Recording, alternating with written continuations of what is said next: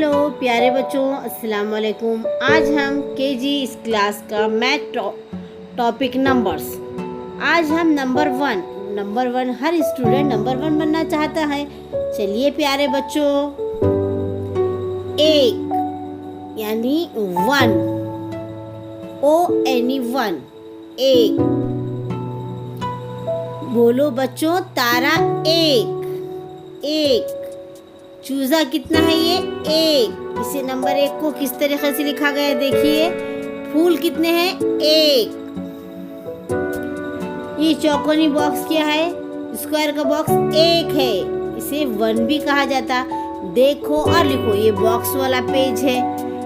एक को दायरा बनाओ। यहाँ पर 3 नंबर्स दिए हुए हैं, यहाँ पर भी 3 नंबर दिए गए हैं, 2, 8, 1। एक को आपको दायरा बनाना है। एक को आप पहचानते हैं। चलिए एक ही इजाजत को पहचाने हमने और येलो कलर से दायरा बनाए। एक को दायरा बनाओ। यहाँ पर फिर हमने एक को दायरा बनाए। सवाल क्या है? एक को दायरा बनाओ। हाथी की सोट एक। बोलो बच्चों, हाथी की सोट कितनी है? एक। ये बच्चा बता रहा है अल्लाह एक है। बोलो बच्चों, अल्लाह एक है। एक यहाँ पर 5 मर्तबा लिखा हुआ है। बोलो बच्चों, अल्लाह एक है। चलिए, आप तमाम बच्चों का शुक्रिया।